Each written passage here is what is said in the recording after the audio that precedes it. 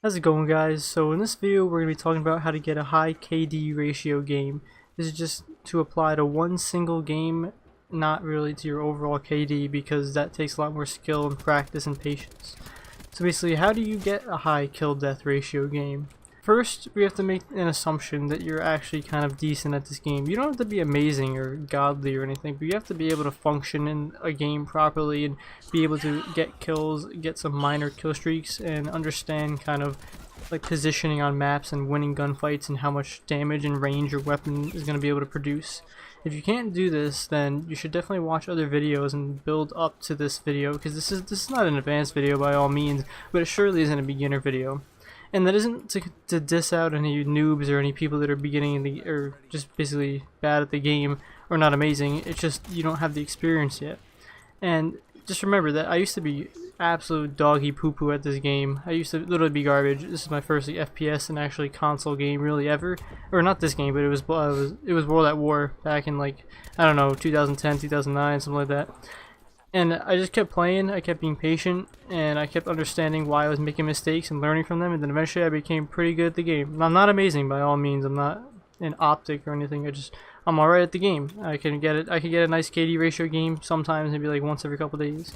Just remember that, not even just in Call of Duty, but in life, if you apply a certain amount of skill sets to any game or anything you want to do basically, you be patient, you discipline yourself, and you learn the skills necessary, you can pretty much learn and be successful at anything. I mean, there are obviously some limitations with a lot of things, but for the most part you can achieve almost anything. So now let's get back into the actual video I wanted to talk about. So to sum up everything I'm about to say in like one sentence is to get high impact kill streaks. Yes, I know, ooh, that's very difficult to explain, but to like actually understand why, it takes a little bit more discussing. So basically, again, the secret is to get these high kill streaks, to do the work for you basically. You don't really see people running around. I mean, sometimes you see these really good YouTubers and players run around and get these super high kill death ratio games, but because they're really good at the game, usually the lobby that they're in is less skilled than them. So they're able to win all these gunfights. For the average lobby you're going to be in with the average player, you're not going to be able to do this, so you're going to be more reliant on getting kill streaks and letting the kill streaks do the work basically for you. Because getting kills with a kill streak is much easier than actually going out and winning gunfights. Because winning a gunfight, you have a very high, or not very high, but you have a decent probability of dying and losing the gunfight, depending on your situation. Like obviously you can make the bit more favorable for you by being a better player and understanding like your surroundings. But for the most part, if you call it an AC-130, you're gonna get more kills than you are getting deaths. It's pretty simple because it's not really a gunfight. You either kill them or you don't. So. But in a gunfight, you have that probability that you might die. Dang. These kill streaks are important because they apply dominance and basically control over the game. If you're the first person to get a high kill streak in the game, it puts in the enemy's perspective that the other team has the better players and that they need to play more passive and defensively. And this is what you want when you're trying to control a game and get these high kill games, because if like, think about it for yourself, if someone calls a sniper's nest on your team, the probability of you getting a high kill streak is much lower than if they didn't call it in, because you have to play more safer, you have to play around this big objective or this like threat in the sky.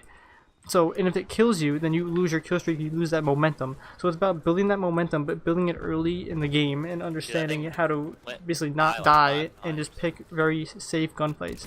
So I guess I'll get into how do you, I guess, get the initial kill streak. And like, the first thing you want to do is make sure you understand the map, again, the gun you're using, and the game mode, and understanding what fights you can win and what basically you can control in the game. For this game, I basically took this beach area of the map where I kept going, or like just basically the corners of the edges of the map, and I was able to win these gunfights just because I understood the gun I had and I knew when and how well I can basically win the gunfight, or how effective I would be in those situations. Obviously I got a little lucky sometimes, some players were a little garbage, but for the most part I did okay. And then I got the kill streaks, and I did one error, which is I died. And when you get these kill streaks, you just don't want to die. You want to keep the momentum building. You want to keep the score going, so you can cycle your kill streaks into more, or your score streaks into more score streaks, because those score streaks are going to give you more score, and it's basically free score that you're getting, but you're also getting more kills. And that's, if you want a high kill game, the score streaks are obviously going to give you those basically free kills where you don't have to win any gunfight. So for the average map and area, you want to either control a point or a section of the map and just make sure you own that area. Anyone who comes in that area, you destroy, because you understand your weapon's range and damage and everything. And that's kind of almost any video of mine is going to be, that's what it's going to consist of having a good game or doing well in a game like this, is to control an area and stick to the edge of the map, because that is the point where you're going to have the most probable gunfights.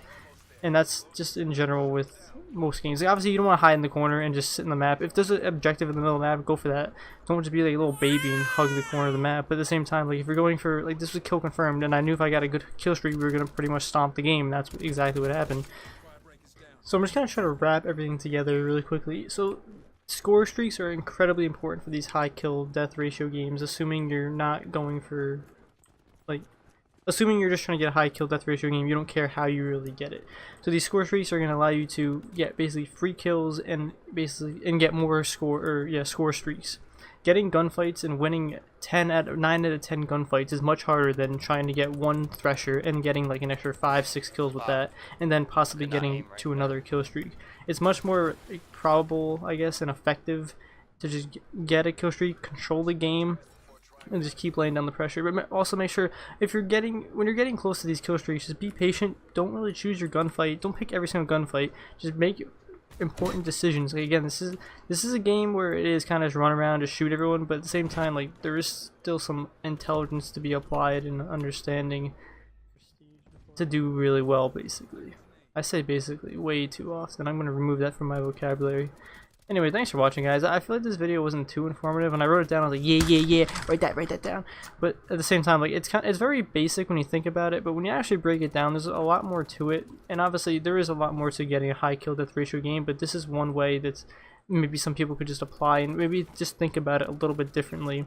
Like if you just think about this one thing, like if I just picked a different gunfight, I would have had that kill streak, and I would have been able to possibly even get another one and have this huge advantage over the enemy team and possibly even win that game. So it's just about improving in general, and just little tips that you can pick out of certain videos is probably the most valuable, because you can watch like anyone's video and they'll just be like, oh, how to get this crazy good kill game, whatever. They give you all this advice, but again, you gotta pick and choose what information you're gonna apply to your actual games, and sometimes the smallest bit, a couple words pieced together, is a finished piece to the puzzle, which makes you win more games. That's usually what happens to me with all the videos I watch. I just take like one puzzle piece from every single video, and after 100 videos, you almost solve the puzzle. But again, the puzzle is never complete; it's constantly changing. So yeah, thank you guys for watching. I'll see you guys around.